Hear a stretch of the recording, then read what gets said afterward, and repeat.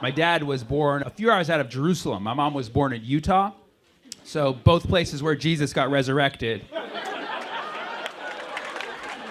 Now, my great-grandma was born in Bethlehem. And I tell people this, they're like, oh, Bethlehem, Pennsylvania? I'm like, yeah, that's the one. She was Amish. She grew up in the Holy Land next to Scranton. She knew the three wise men from Dunder Mifflin. Come on! The birthplace of our Savior, Bethlehem, PA. No, everybody knows Bethlehem, birthplace of Jesus, the Savior of most people in this country. Yet if you ask most people in this country to point it out on a map, they're pointing to Pennsylvania. That's a problem. But it's not our fault. It's a very difficult geopolitical question. I had to look it up just for this joke. Yeah.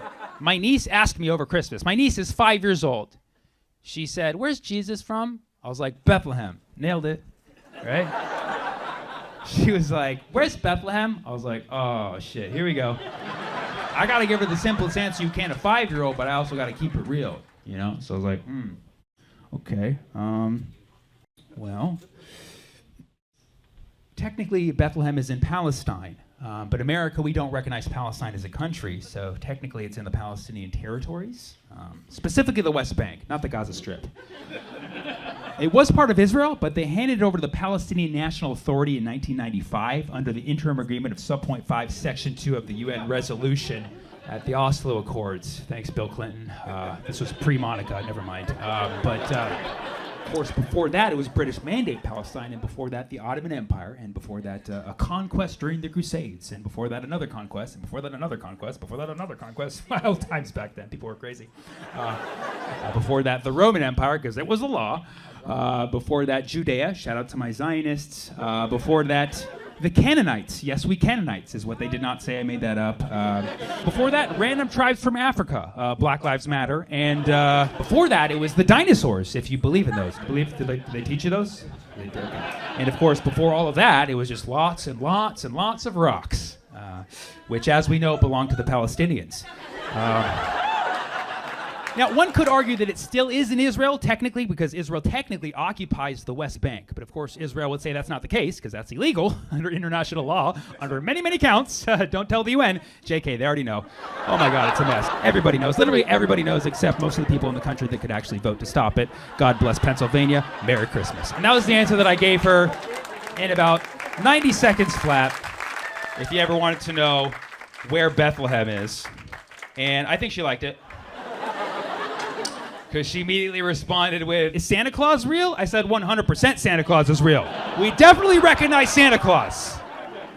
She's like, what are you getting me for Christmas? I said, I gave you the gift of Palestine. What more do you want? Like, people usually pay to see my shows. I gave it to you free of charge. She was like, free Palestine? I was like, exactly.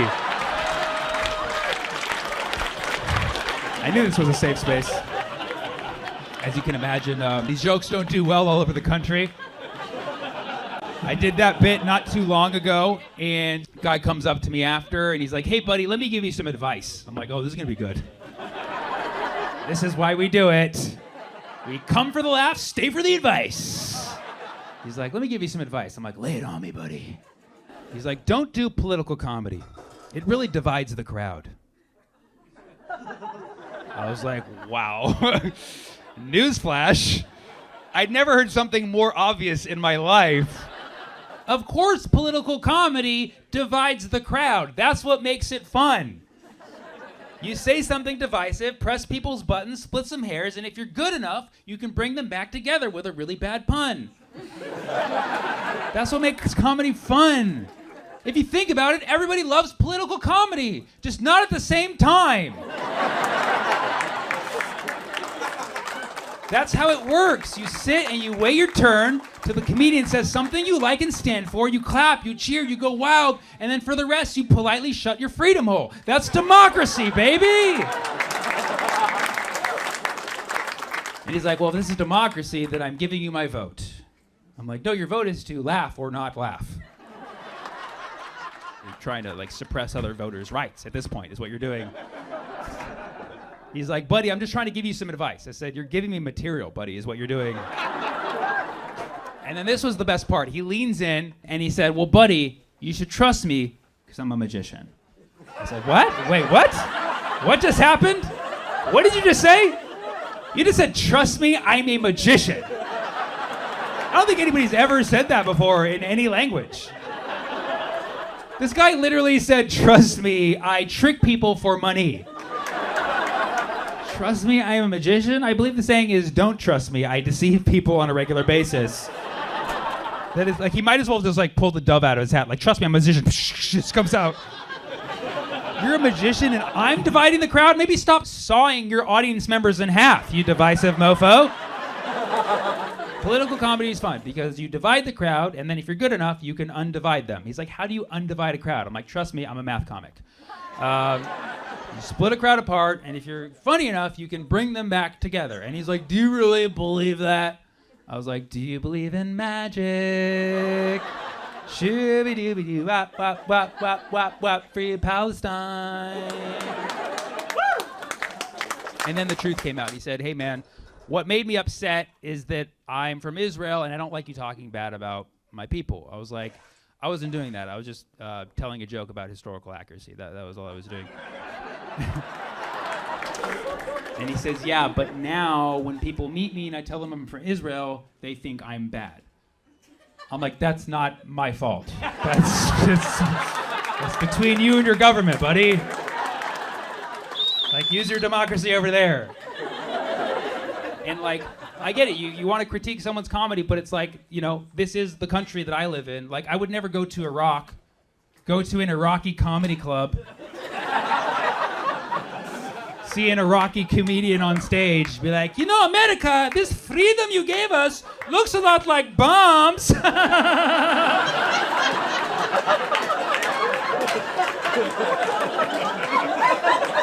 And after the show, I'm like, hey, buddy, can you tone it down with that whole anti-American thing? I'm trying to get some out here, you know what I'm saying? Trying to get laid in your country. Not making it look good. And I felt for this guy, but I just think I think he ran out of words because he is a magician. And then he just said, look, man, I heard your Israel-Palestine jokes, and you're just not building any bridges with those. And I said, I'm not trying to build bridges. I'm trying to get laughs. That's the point of comedy. I'm not like, when I go to a show, I don't hope that people throw little tiny toy bridges at the stage, you know? I'm like hoping for ha-has instead, you know?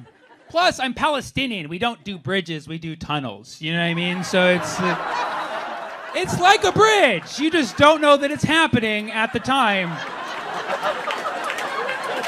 I guess what I'm saying is we're more connected than you know, you know? See you on the other side. As a weed connoisseur and, you know, one of the world's top weed connoisseurs, tell us, I mean... Connoisseur. There we go. Welcome to Soul Happy Hour! Without further ado, our host, Sammy Obeid! Hey, what's up, everybody? How we doing? Good. We have an amazing show for you tonight. Guy Obeid is here. Come on, make some noise. Woo! Any pot smokers in the house? Make some noise. Just one, and then Aaron with a side clap. Thank you so much, Jessica, from the heart. Hell yeah. Smoking weed is good for the heart health. That's what they say. I did read an article once that said smoking marijuana makes you more likely to have a heart attack. I'm like, that's just... All right, let's do the air horn after the joke finishes.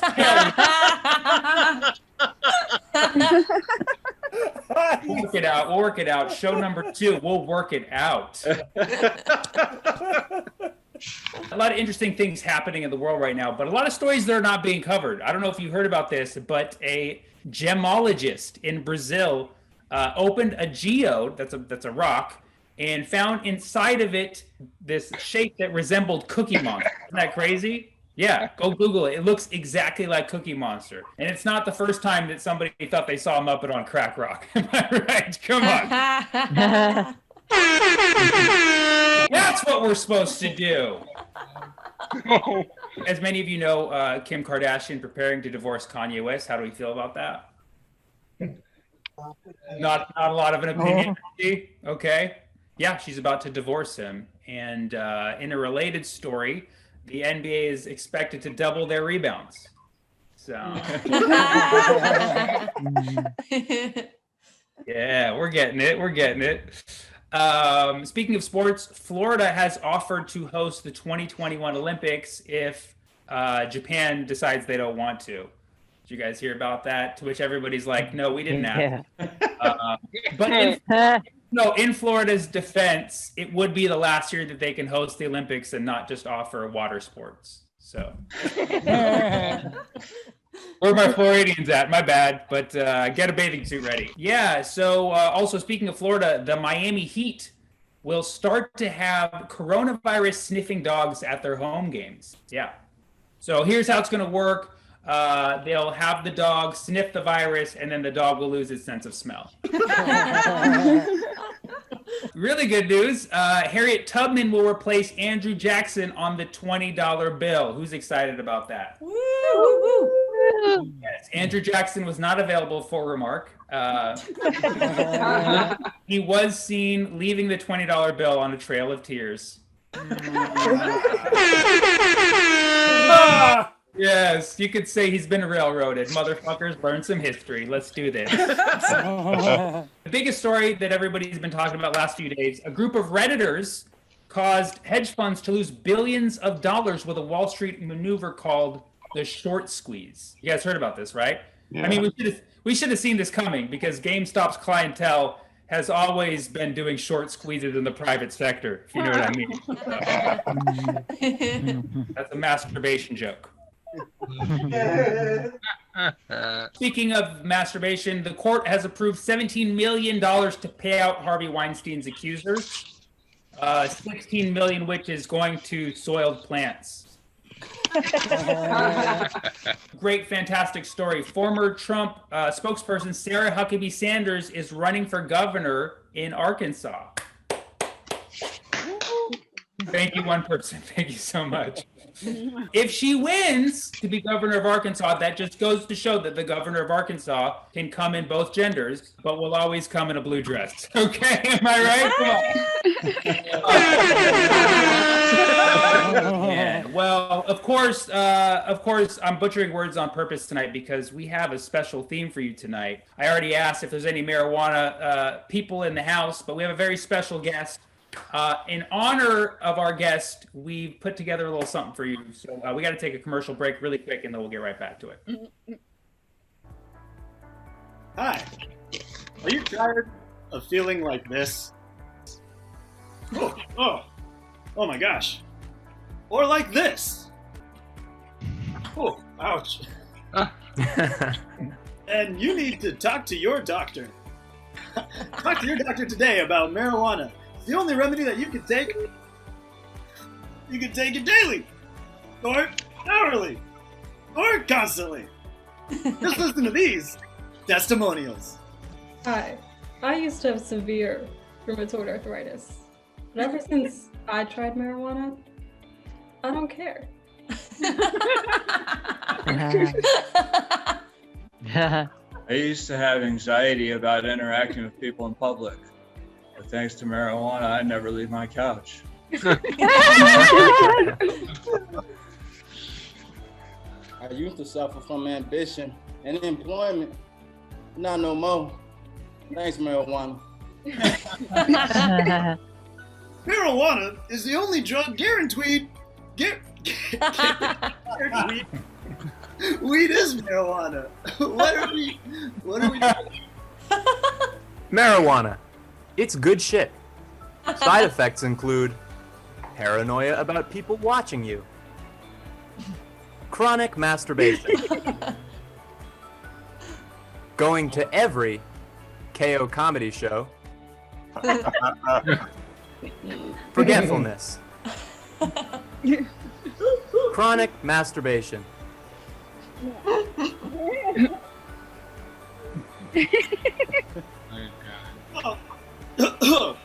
Yeah. So if you're interested, talk to your next DoorDash driver to see if marijuana is right for you. Give for me, I'm a doctor. Give it up for those random audience members in our show. Doing special things. For those of you who are high, I hope you're high, and for those of you who just get high on life, just take a big hit of life right now. What we're doing today, we have a special guest who is a big weed advocate, also a juggler and a comedian. He's a columnist in many publications such as The Guardian, The Sacramento Bee, and he is a host of many shows, including one on Netflix. I'm going to let him tell you all about it, but he's one of my favorite comedians to watch, and he's been doing shows with the KO Comedy Network since we started. Everybody welcome our special guest tonight, Ngayo Bilam! Hey! Am I doing a set, or is this like a talk show? Nope, talk show. I mean, okay. I mean, it's gonna be the same jokes, but how you get them in is different. Oh man, it's so good to see you, man. I'm so glad you're doing this. It's good to be invited somewhere, even if it's just my house. That's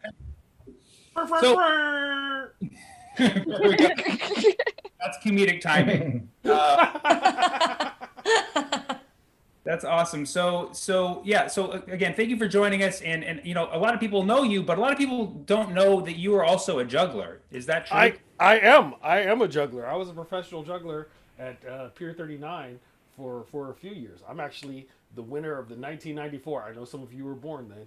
The 1994 International Jugglers Association People's Choice Award. Wow. The People's Choice. As jugglers go, I'm an excellent stand-up comedian. So, at what point did you actually look at your life and say, holy shit, this is real? I actually made it as a weed-smoking, juggling comedian. I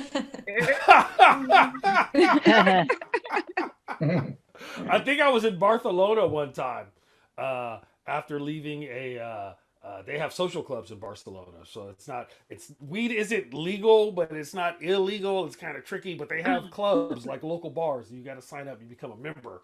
And I think I was sitting in there being high as fuck. And I was like, this is not bad for a kid from Central and McAllister Street who didn't really have a lot of money. I mean, I still don't have a lot of money, but I haven't had a lot of money in 10 different countries. I smoked weed all over the place. So it's not bad at all. I think when weed got legal in California, I kind of felt it like, for the longest time, as a comic and a weed activist, I would just get, all you do is talk about weed. We don't really need any weed comics. I'd be like, I have other jokes. It's not just weed. But now they're like, hey, we need a weed comic. Quick, call Doug Vincent. And then they call me after Doug says no. But still, it's nice to be asked. Yeah. And I've raised my price.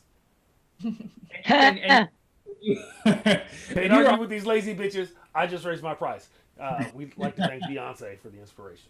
As somebody who was smoking weed, long before it was legal or even popular, what do you miss about the old days? First of all, maybe it wasn't legal, but it was popular.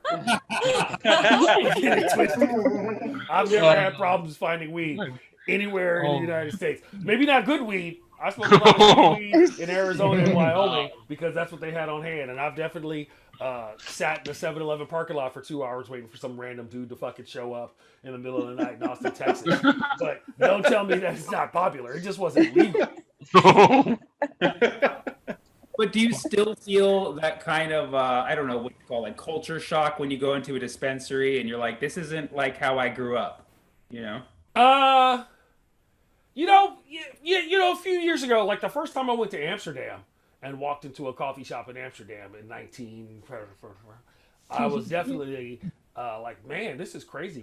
We need shit like this. And I think that, the explosion of the medical cannabis industry in California, and people would come to visit and manage to work their way into a club, and they would see you walk in and there's, a bunch of different weed and hash and edibles, and you could pay with your fucking debit card. Right. And people would see that. They'd be like, man, we need this somewhere else. We got to go back home and do it. And that's how you get it in California, Colorado, and Oregon, and Washington, and Illinois, and fucking, is it South Dakota just legalized weed too? Do you ever think South Dakota would have legal weed? What? No. South Dakota used to try to get you, like, say the cops showed up and you ate all your weed brownies, they would try to get you for internal possession of drugs. Right. Right? Oh, no, you still possess the drugs. They're just inside you. don't have any proof. You're not going to fucking analyze my poop for THC content. And I'm also tripping balls right now because I just ate 100 milligrams to try to avoid this bullshit. So weed's legal. You've been an advocate for many years. It's legal in California now. So now what? What do we fight for?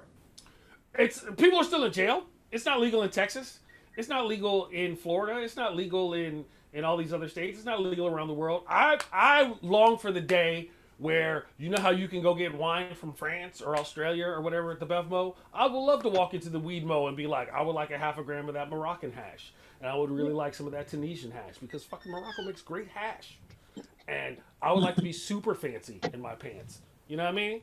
Right? And just have crazy, we're going to have the international weed competition where the best growers from around the world show up in Jamaica or Barbados or my house. And we just go hard. And smoke all the weed. I mean, there's still lots of things to do, and there's still people in jail, and there's still people going to jail for weed, and we can't have it, right? And also one of the challenges that we're having is we turn cannabis into a commodity, which is how it's going to be.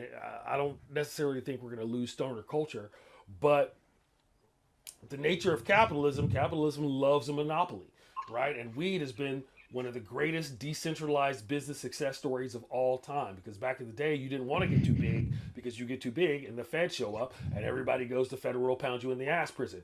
So, but now these guys all want to, and a lot of these guys have more money than sense, and they don't have any hippies on their team. They don't have any old school stoners on their team.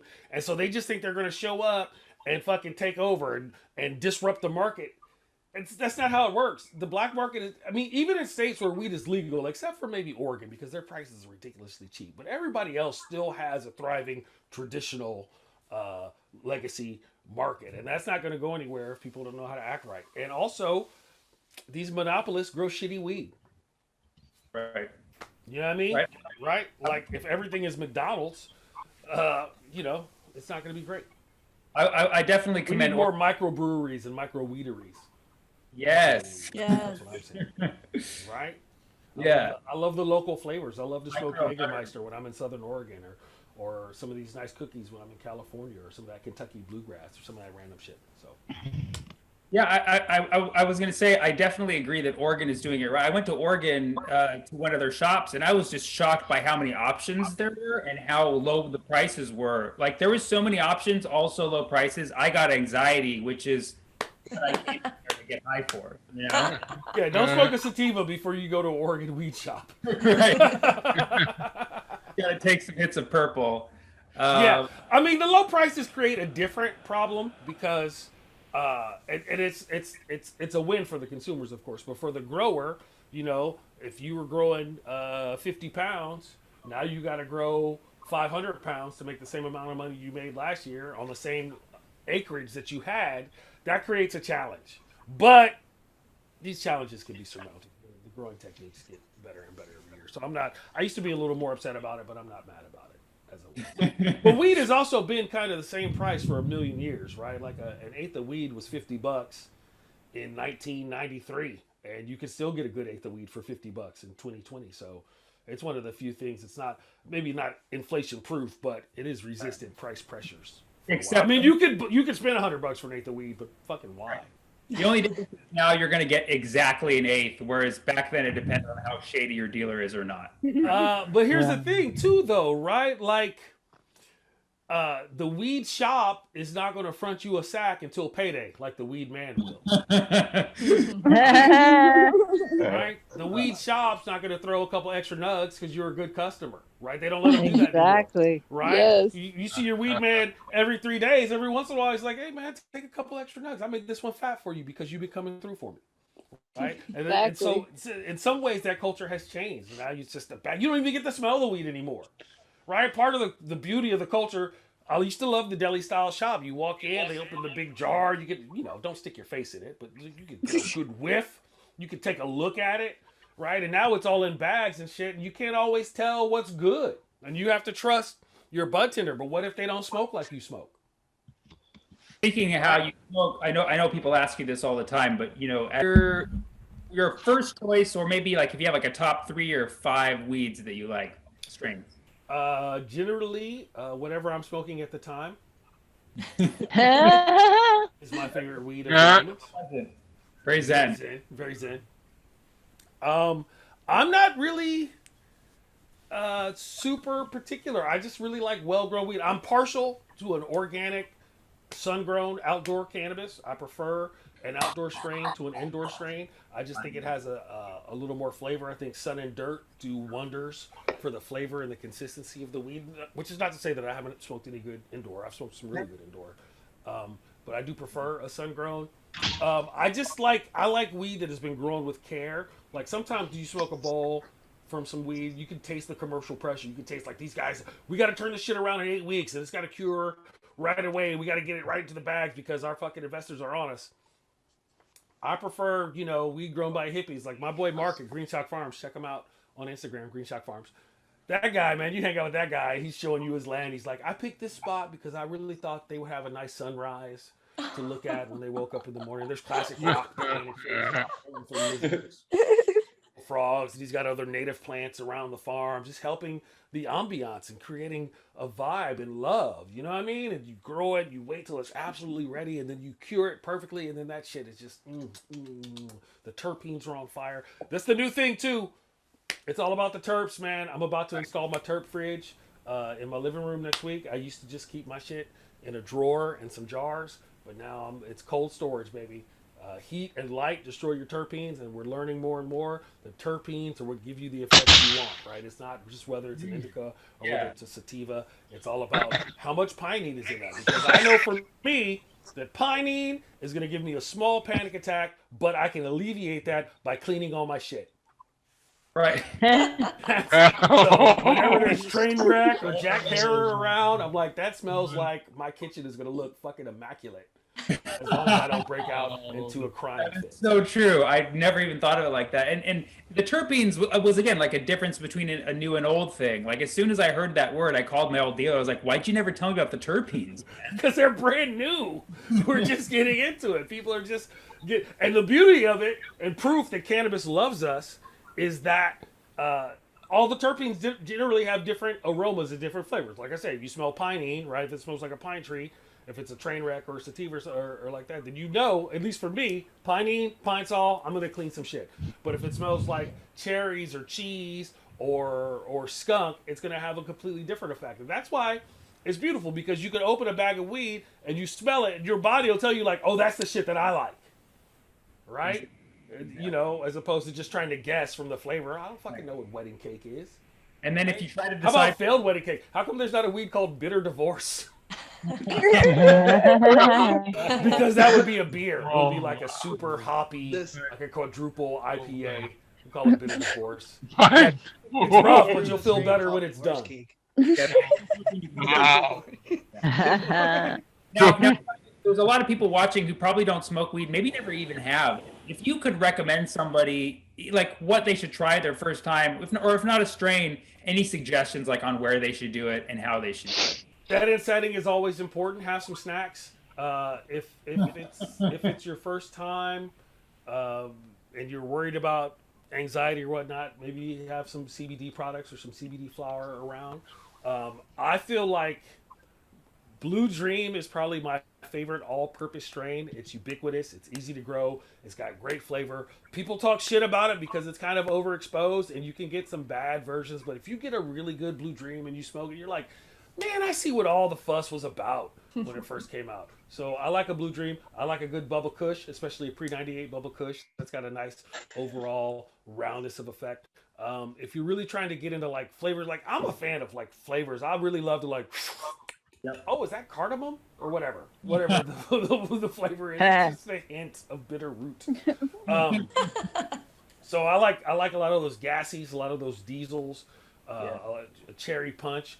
The trend last year was like fruit gases, so they would grow something gassy but cross it with something super fruity, so it'd be like cherry and gas or peaches and skunk, and it seems weird, but it would work really, really, really well.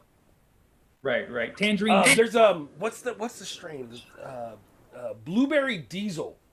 Yep.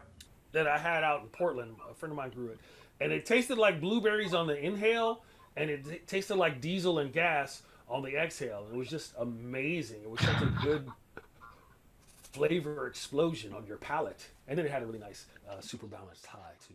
See, this is making all of us want to, go off to the other side. It's really like The other side of what? Well, the other side for people who haven't smoked weed before to taste the flavors, because for the longest time wine, it was acceptable to kind of like talk about wine this way, and marijuana didn't have this much variety. Yeah. And then it's now become a thing, and I think those tastes are very appealing. I have a bit in my act, which you can see me one day when I'm back on the road, about how weed has joined the fancy pants drug brigade, right? Not, meth doesn't have flavor profiles. There's not some meth head like, is that from Lodi?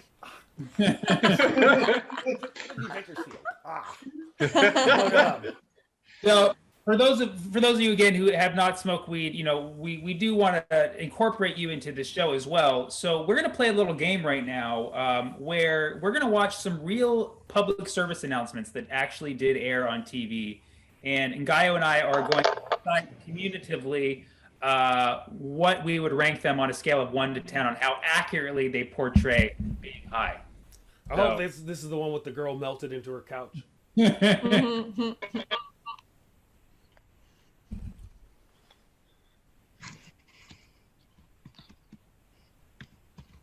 Judge sound.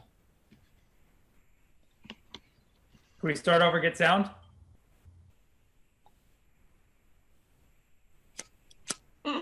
Or is that the whole thing? Straight D. I've actually had a lot of highs like that where you can't hear what's going on. This seems like just being a teenager as opposed to just being a stoner.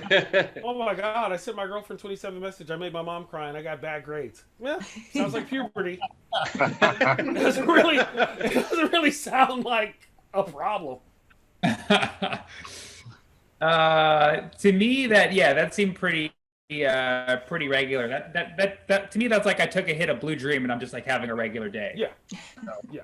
I would say 3. Ngaio? 4. Okay. All right. 3.5 is an 8th. We give it an 8th. Nice. Let's watch the whole thing. I stole from my little sister. Okay, that's fucked up. I got straight D's. I left my ex-girlfriend 27 messages last night. I made my mother cry. I let people draw on me. I did to my friends and let them find their own way home.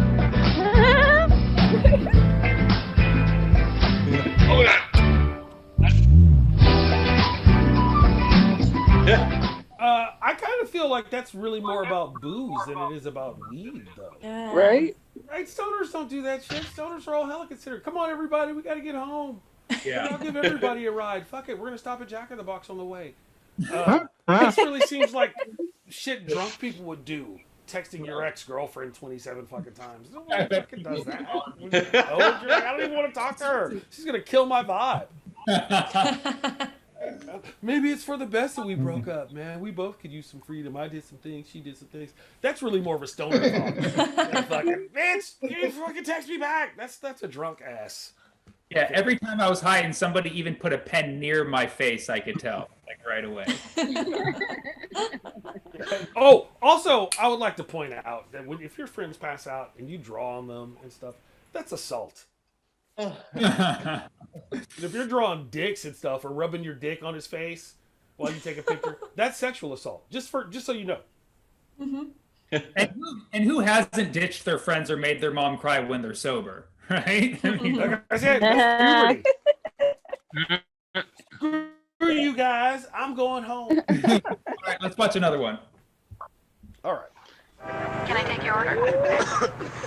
Give me 15 cheeseburgers. Can I take your order? Can I pick your number? Can I take your order? You got any egg? Can I take your order? Man, I don't have any money. Okay, that's funny. Man, watch out! Oh no! I remember seeing that one actually. That's really They bad. did a study once. They've done a couple studies, but on this particular study, it was about getting stoned and driving, right? And so they people came over, they got them high, and they took the driving test. First of all, the people who were high were actually pretty good drivers. No one was really, really that bad. And secondly, they noticed that the cats who thought they were too high to drive didn't want to take the test. Like automatically, they're like, oh, you know what, man, I should probably wait a little while. Right? As opposed to if you're like doing a drinking and driving test, you're like, fuck yeah, I've always wanted to get drunk and squirrel around a little bit. But these guys are, so stoners they're not really like that. That's all I'm saying. 100%. I mean, can I have your number and I forgot my money? Okay, yes. But running over a little kid, no. Yeah, that's a non-causal effect of cannabis. Something I was trying to get into causation and correlation in there, but yeah. So scale of 1 to 10, then what would you give it? 2. Well, no, you know what? I give it a 3.5 because the jokes were funny, but then the runner over the kid. I give it a 5. Can I have your number? That was pretty good. 15 yeah. cheeseburgers. Come on, we've all done it. Fucking Taco Bell would not exist if it weren't for stoners. Jack in the Box would not have cool commercials if it weren't for stoners. And I'm not gonna lie, that new little mini taco thing you get at the Jack in the Box where they put the fucking nacho cheese sauce on it, like I have to take a Lipitor because I'm old, but that shit's kind of fire after you smoke a few joints. Yeah, I mean, if you look at the commercial, literally up until the part where they hit the girl on the bike, it's 100% real, right? So, and it's 100% awesome. Like, except for maybe like in 2021, we're not as obviously bad at flirting with the cute woman at the McDonald's. Also, hey, quit hitting on your butt tenders. Yes, she's cute. Yes, she knows a lot about weed. Of course, you have a small crush on her.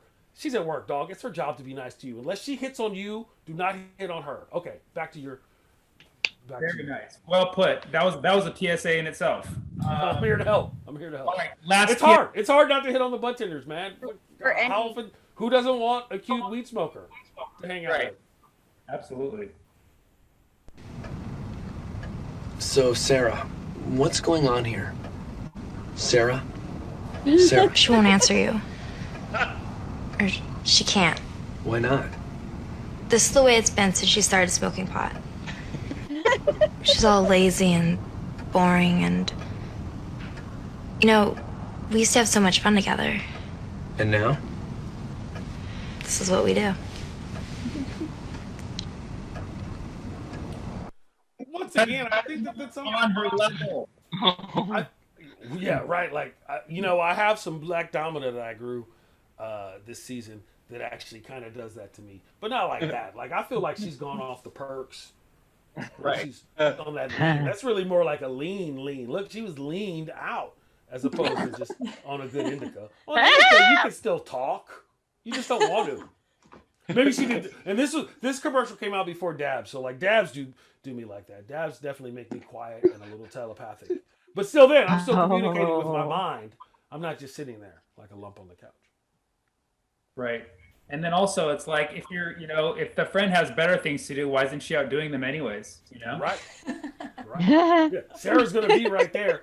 That's an old Ron Shock joke about there comes a point in a drug where you're like too fucked up to go anywhere. You're just like, man, I'm just gonna sit right here. I'm really fucked up. Everybody knows where you are. Where's Johnny? Oh, he's over there. He's fucked up. As opposed to booze, you're like, what? As soon as I find my car keys, I'm kicking your ass and we're driving out of here. Yeah, at least the late great Ron Shock, everybody. Check him out. He was hilarious. Slow pace. Oh yeah, Ron Shock was amazing. And so scale of 1 to 10, what would you give that one? 2. Okay. I don't find it truthful at all. I'm gonna give it a 2.5 because I feel like I was the other girl who's just bored with my friends.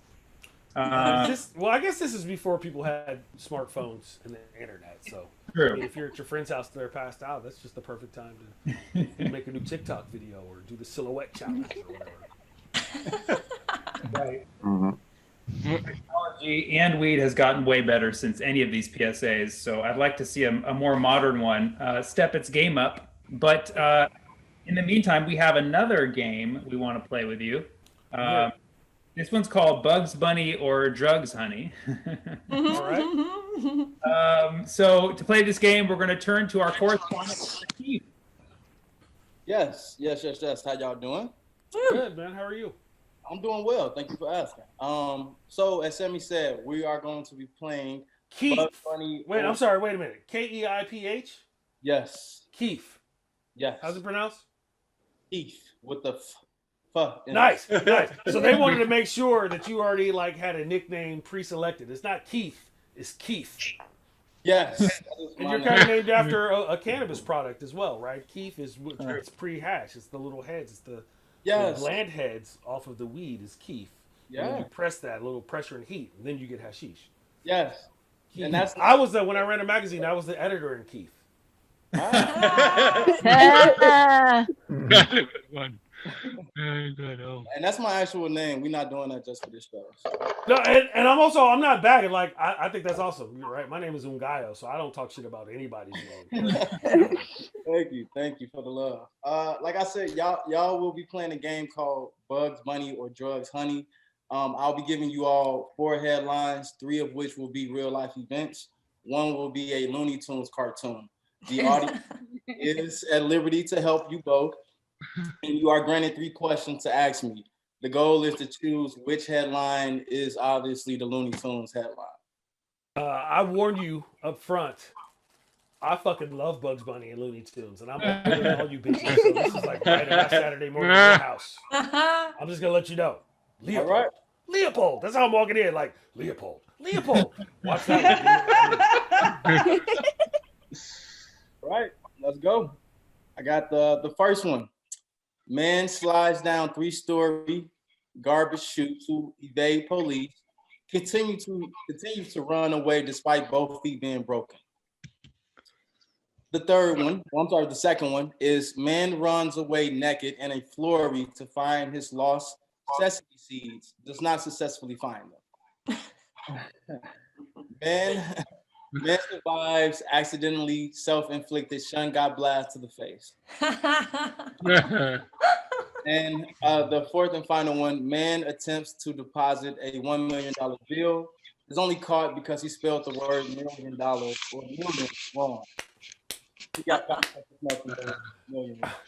And I can repeat those for you, but duck season, rabbit season. Listen. The question is, do you want to shoot me till you get home? He doesn't have to answer that. Shoot you now. I said he doesn't have to shoot me now. So shoot me now. It's clearly the man survives a shotgun blast to the face. Wow. Okay. And that's your final answer. And Sammy, do you have a choice? I'm gonna go with sesame seeds because I didn't know people love sesame seeds as much as I do like that. So. All right. That to me just seems like a very cartoonish thing. Okay. So I will reveal the accurate or the real headlines. The first real one is the man sliding down a 3-story garbage chute to evade the police and continuing. Is that a Florida man or was it a Texas man? It's a very good question. I'm willing to blame it on Florida. As one does. Yes. The second real one is man attempts to deposit a $1 million bill, only caught because he spelled million wrong. So the other real one would be man runs around naked in a flurry to find his lost sesame seeds. Of course he does. It's not found now. So that leaves the self-inflicted shotgun wound. And here's the thing: sesame seeds are very small. Would you really run? Wouldn't you want to walk slowly and work the grid? Yeah. Unless it's like a bag of sesame seeds. And why? Like maybe if you had smuggled some sesame seeds with a few weed seeds in it from Morocco to grow that nice hash plant where they get the delicious Moroccan hash from. See, I call it back. Then maybe you would run around naked in the right. If it was poppy seeds, I would have said drugs for sure. Fair enough. Okay, great. So we have one more game. This game is called We Are the 12%. Thanks, Keith. Yes. Actually, so as you may know, 12% of Americans say that they smoke pot. So that we know of, right? So we're going to play a game where we are given 2 proportions, or we're given 2 categories, and we're trying to decide which is more than 12%, which is less than 12%. But I'll let Keith explain it because Keith's going to do this one too. Yes. Oh, welcome back, Keith. Yes, I am back, like I never left. We like James Brown. So studies have shown that 12% of the U.S. population smokes marijuana. I'm sure that that's a lie, but maybe not. And we're going to play a little bit with that statistic. Basically, I'm going to give you two categories. One will be above 12%, the other will be below 12%. Your goal is to decide or to guess which one is below and which one is above. Make sense? Yes, I'm ready. All right. So, first one. Percentage of adults considered metabolically healthy in the US, which includes those at risk of diabetes, heart attacks, strokes, etc. That study was done by the American Health and Wellness Center versus the percentage of Black people in the Church of Latter-day Saints. You're saying which one is 12%? Which is above 12% and which is below 12%. Oh, that's a tough one because Americans are notoriously unhealthy, and we all have pre-diabetes because look at our diets and we love corn syrup. Metabolically unhealthy. But there aren't. Here's the thing about the Mormon Church, though. Metabolically healthy is the question. So is it more than 12% considered metabolically healthy or below 12% considered metabolically healthy? But so if we say that more than 12% are metabolically healthy, that means that fewer than 12% of Black people, of Mormons, are Black. Yes. Yeah. Here's the thing: the Mormons were notoriously racist for the longest time. Yeah. Right? Black people couldn't get into heaven. You could you could join the priesthood as a Black man, but you couldn't get into heaven when you died. And for this, you had to wear special underwear and give up coffee. So I said no when they asked me. But they have changed the rules. And so I don't think that's that as it is anymore. And also through their crazy evangelical outreach. I mean, they're not just all across the United States. They're in China. They're in Japan.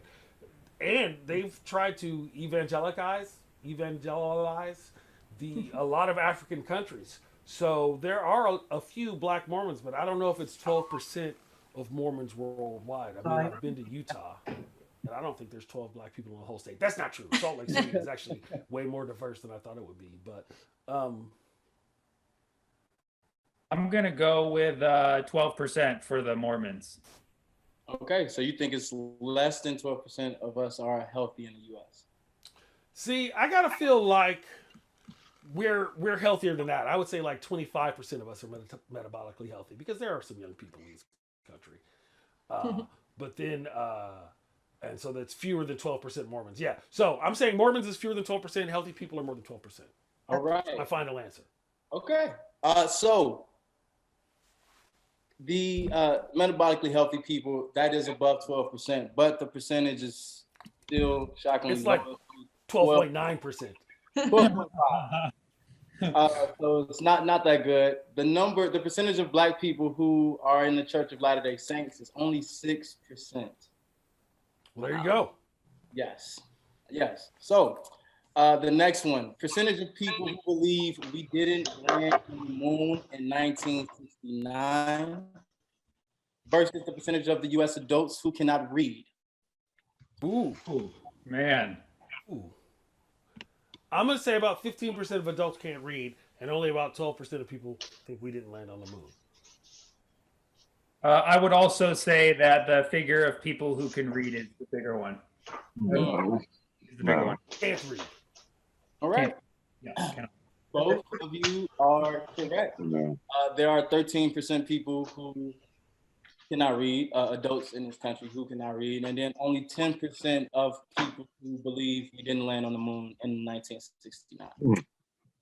Yes. In our last category, percentage of U.S. adults who do not use the internet versus the percentage of U.S. adults who would refuse the coronavirus vaccine if offered to. Ooh. There are people who don't use the internet. Yeah. We got Amish people. We got old people. We got old Amish people. This is a tough one because people who use the internet too much are the ones who are refusing the vaccine, right? Yeah. That's a good point.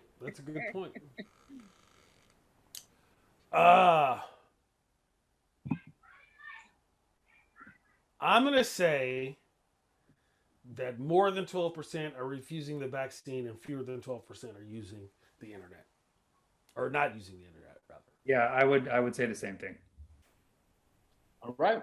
Well, the percentage of U.S. adults who do not use the internet is 10% versus 14% of U.S. adults who would refuse the coronavirus vaccine today. So I'm 3 for 3. You're the champion. You are the champion. You are the champion. Leopold. Thank you all. Thank you both for playing. Thank you, Keith, for having us over. Yes. And that's why this game's called We Are the 12%, because the pot smokers guess they know a lot of shit. We do. We have time to smoke weed and look it up on the internet. I'm one of those people. I will look that shit up. All right. Well, Ngaio, this has been so much fun having you here. The pleasure's all mine. Thank you so much for having me over. Anything else you would like to plug? Let us know coming up, or any I'm doing another show on KO Comedy, Black Lives Matter, or Black Laughs Matter on February 5th. So come check that one out. And then also I do a show at nowheretime.com on the 20th of the month. I haven't put that show together yet, but I'm putting it together soon. So follow me on the social medias, NGAIO420, which is also my Cash App and my Venmo. And my PayPal is ngaio420@yahoo.com. I think it's under West Coast Cannabis. You can also put in West Coast Cannabis. If you're trying to send me money, please do. I have 2 young children. Well, actually, I have 2 children in college, and young to me, and no road gigs. So please help. Pretty please. And like that. And thanks again, man. I appreciate you. Thank you. And we'll put his Venmo in the chat right now. And I will say those shows he does at Nowhere Comedy Club are super fun. So check those out. And the KO Comedy one next week will be lit as well. So one more time from Ngaio. Thank you so much, Ngaio. And lighting up. We are now down to our special musical guest. You guys ready for some music? Woohoo! Come on, you ready for some music? Yeah. You got to show your hands like this, so I'm like, they are ready for some music. This next performer is awesome. I did a show with her early on in the quarantine. She has a new album out that's available on all streaming platforms called This Heartbreak. Everybody give it up for our friend, Sarah Dooley! Oh, thank you. First of all, I just want to say I'm feeling so inspired by this show to like get super into weed. I was kind of like looking around for a new hobby. I was like, maybe I'll learn a language, but like, no, I think I'm gonna get like really into weed. So stay tuned. You may never see me again. But thanks for having me. I'm gonna play a song for you guys, and yeah, it's from my new album. And it would really mean a lot if you guys listen to the album. I'm really proud of it. And this is a song from it. And it's about the fact that I've only ever dated people who are only children. And I am in therapy. So is anyone here an only child? Oh, I hope not. Oh, thank God. Oh, shit. Okay. Well, you know what? I'm sure you're lovely, which is why I haven't dated you yet. I mean, the night is young. But can you hear this piano? Yes. Does that sound okay? Yeah. Cool. Okay, great. So basically, I wrote the song about one dude I dated who sucked, but then I kind of like indicted a whole group of people. But you know what? Art is reckless. I think Kesha said that. So this is called Only Child, and I hope you like it.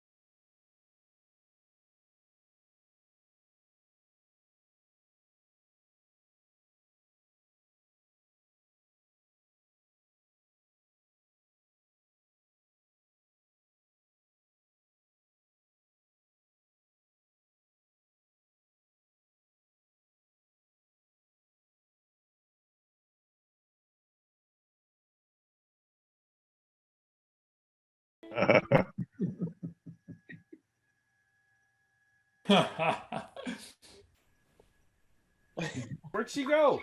I think we cut her off. I don't know what happened. There's two only childs that have control.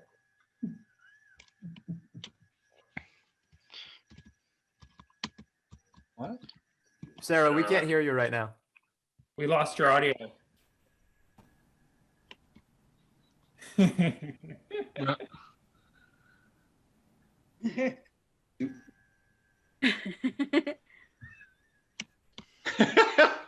laughing at Melanie in the chat. How you got jokes?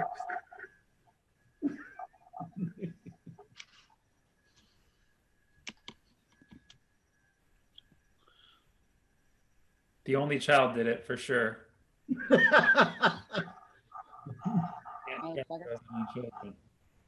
Ghost of the only. Did you guys just see Eric with his dope? Sarah, you think it's a chord maybe? Like a chord? Probably a chord.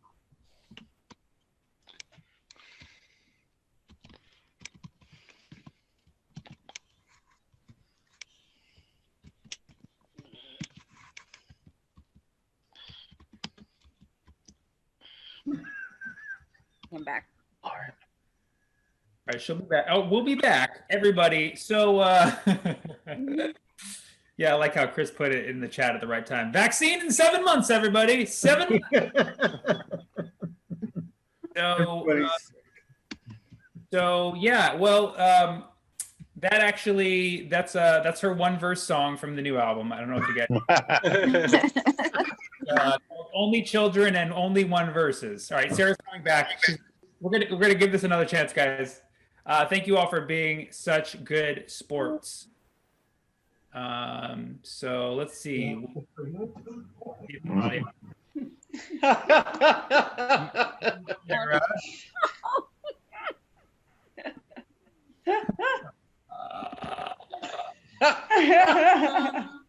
Well, hi. Hey.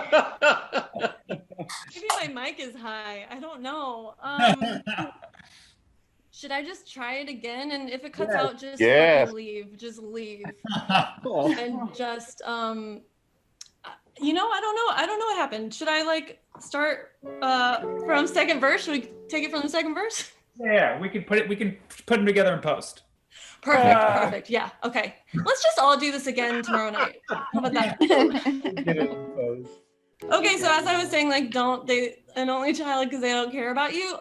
Just to like kind of get you back in to the song. So here we go.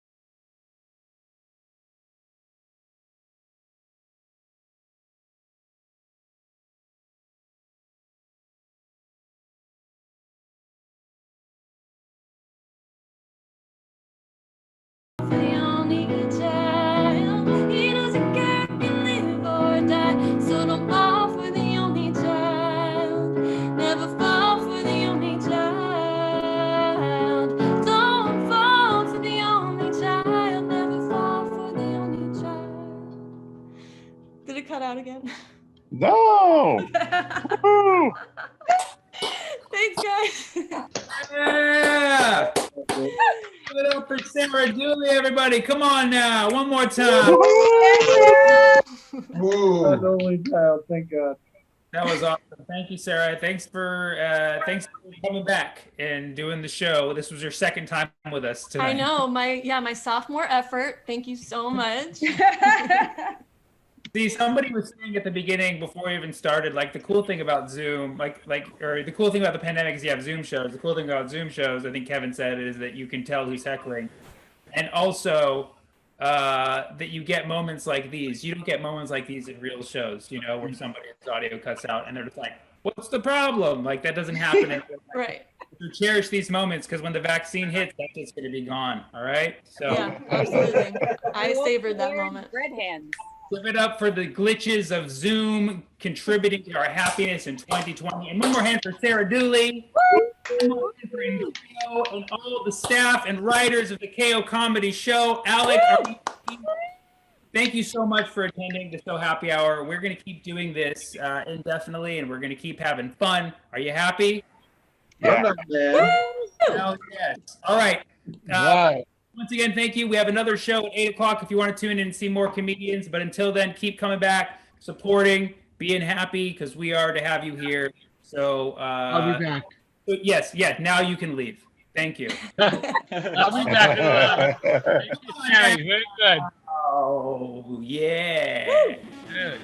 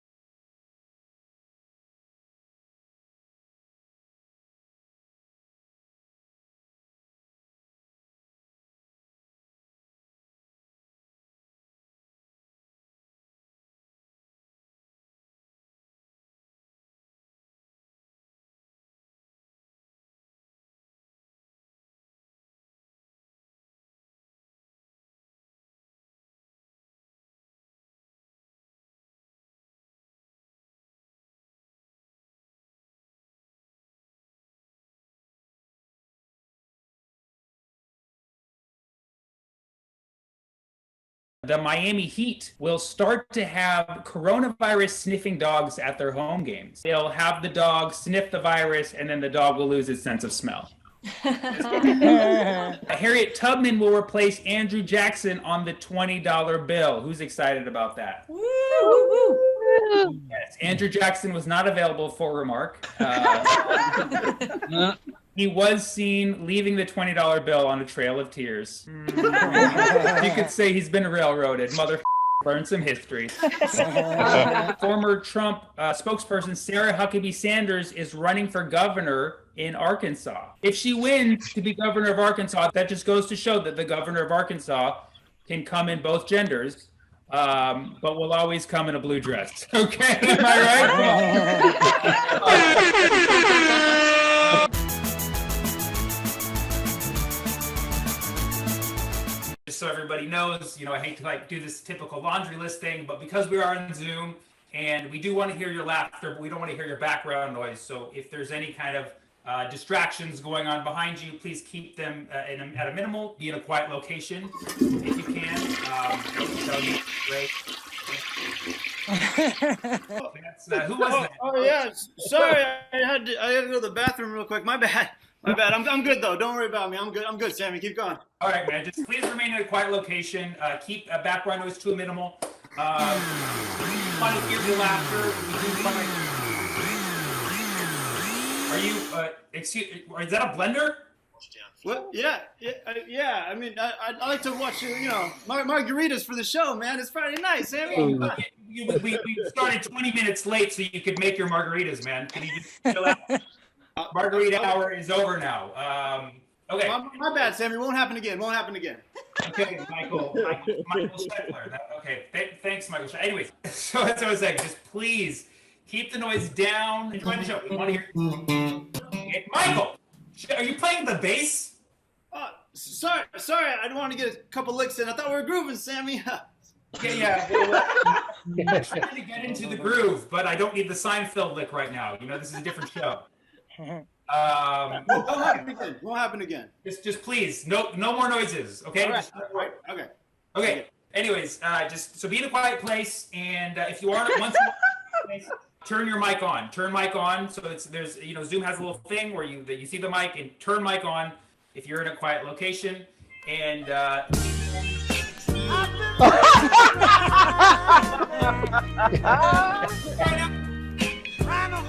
You said turn mic on, right? I'm turned on, man. Not Michael. Not turn Michael on. Turn Marvin. Oh my God. Is that Marvin Gaye? All right. Anyways. Well, you know what? Just have fun. Michael Sheckler's having fun. So be like Michael Sheckler. Have some fun tonight, okay? I promise you that wasn't staged. Okay, come on.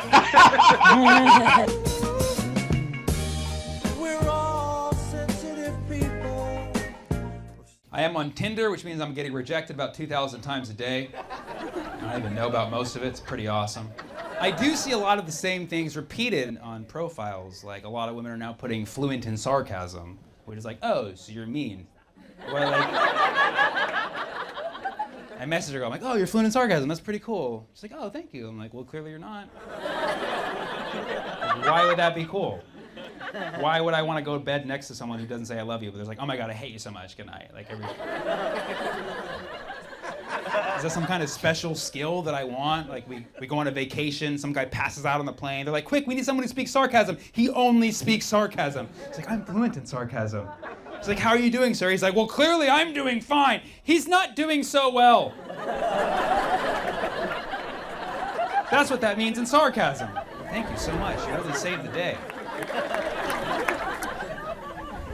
Bruce Willis was caught refusing to wear a mask at Rite Aid in LA. First of all, what the is Bruce Willis doing at Rite Aid? But unfortunately, he later found out that he did contract COVID. He knew it when he lost his sixth sense. I'm kidding, he didn't get COVID. He's actually been dead this whole time.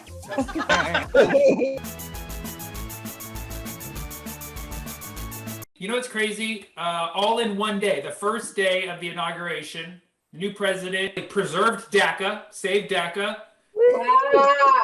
Defunded the border wall. Yeah. Ended the atrocious Muslim ban. And as a result of all three of those things, destroying 3 hours of my comedy material. Thanks, Joe Biden. With the girl last year, we went on a break. You know what on a break means, right? On a break means still together, other people. That's on a break, right? It's the classic Ross and Rachel. We were on a break, right? But when you break up, that's done. You can everybody else, but you're crying, right? That break up, it's over. Break down, that's what you do in the relationship. Right? So when you're on a break, you're still in it, but you're fucking other people, right? If you break up, it's gone, you're fucking whoever you want to the sky. And then you stay in the relationship, you're breaking down. But there's good breaks, we need breaks. There's good breaks, and then there's breaking bad, which is cooking meth. So those are the different kinds of breaks. Makeup? Okay, cool. That's not really any kind of break.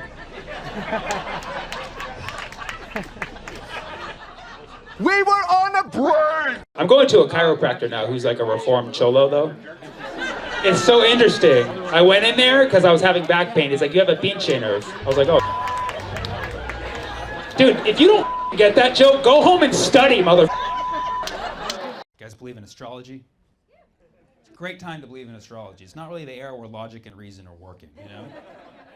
It's good, especially if like you're a person who like is always sad and angry about what Trump is doing. Just read a horoscope, you'll feel much better.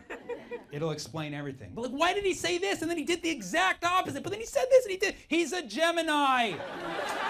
Do the homework. But Hillary, she kept all that stuff in her emails. Everybody knows Scorpios keep secrets. Come on. I would do Kim Jong-un, but we don't even know his birthday. They don't even give us that information. That's how you keep your people in check. Don't let them know your leader's horoscope.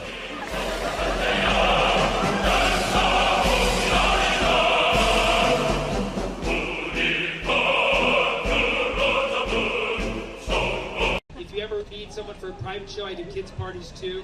I got jokes for everybody, man. Like this one, what's the loneliest kind of cheese? Provolone. You know who's laughing right now? That's your inner child.